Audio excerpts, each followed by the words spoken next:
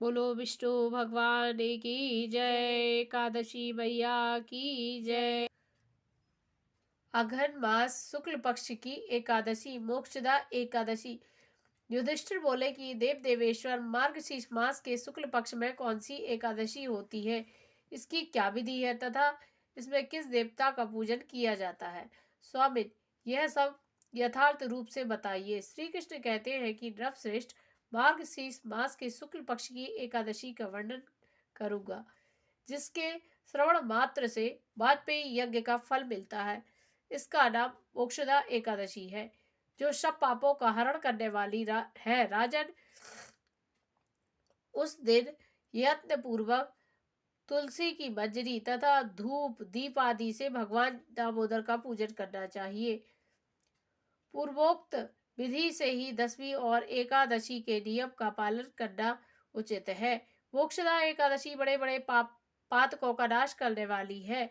इस दिन रात्रि में मेरी प्रसन्नता के लिए नृत्य गीत और स्तुति के द्वारा जागरण करना चाहिए। जिसके पितर पाप वश नीच योनि में पड़े हो, वे इस एकादशी का व्रत करके इसका पुण्य दान अपने पितरों को करें तो पितर मोक्ष को प्राप्त होते हैं। इसमें तनिक भी संदेह नहीं है। पूर्व काल की बात है कि वैष्णव से विभूषित वैष्णवों से विभूषित परम रमणीय चंपक नगर में वैखानस नामक राजा रहते थे। वे अपनी प्रजा का पुत्र की भांति पालन करते थे।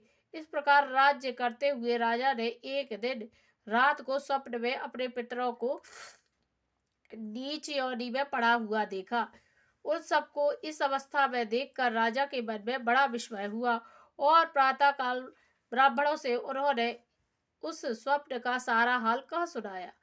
राजा बोले, ब्राह्मणों, मैंने अपने पितरों को नरक में गिरा हुआ देखा है।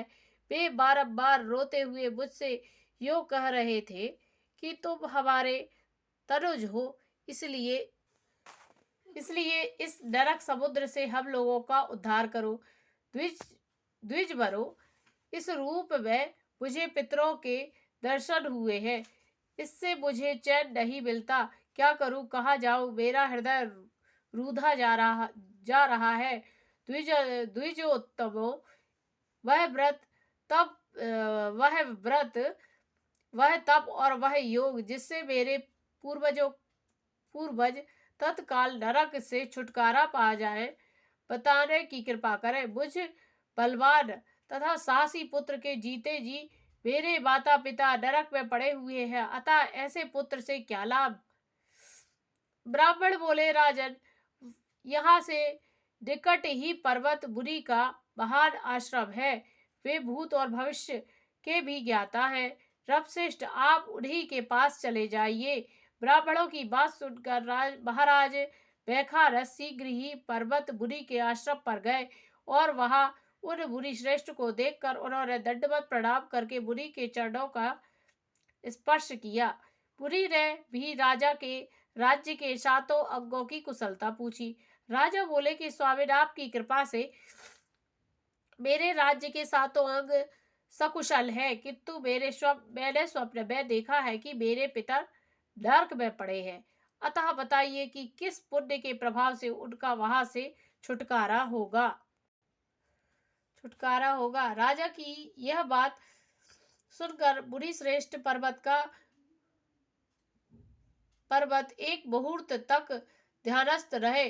इसके बाद वे राजा से बोले, महाराज, मार्गशीर्ष के शुक्ल पक्ष में जो मोक्षदा नाम की एकादशी होती है, तुम सब लोग उसका व्रत करो और उसका पुण्य पितरों को दे डालो। उस पुण्य के प्रभाव से उनका नरक से उद्धार हो जाएगा। भगवान श्री कृष्ण कहते हैं कि युधिष्ठिर, मुनि की यह बात सुनकर राजा पुनः अपने घर लौट आए।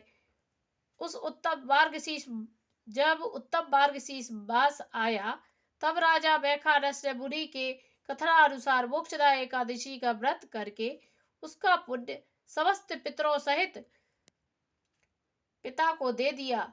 पुण्य देते ही क्षण भर में आकाश से फूलों की वर्षा होने लगी। बैखानस के पितरों सहित नरक से छुटकारा पा गए और आकाश में आकर राजा के प्रति यह पवित्र वचन बोले कि बेटा तुम्हारा कल्याण हो। यह कहकर वे स्वर्ग को चले गए। राजन, जो इस प्रकार कल्याणमयी मोक्षदा एकादशी का व्रत करता है, उसके पाप नष्ट हो जाते हैं और मरने के बाद वह मोक्ष को प्राप्त होता है। यह मोक्षदा एकादशी मनुष्यों के लिए चिंतामणि के समान समस्त कामनाओं को पूर्ण करने वाली है। इस महात्म को पढ़ने और सुनने से वाजपेयी यज्ञ का फल मिलता है। बोलो विष्णु भगवान की जय। कथा सार। पिता के प्रति भक्ति और दूसरों के प्रति पुण्य अर्पित करने की अनुपम गाथा है। यह कथा इस एकादशी का व्रत केवल व्रत करने वाले प्राणी का ही नहीं बल्कि उनके पितरों का भी भला करता है।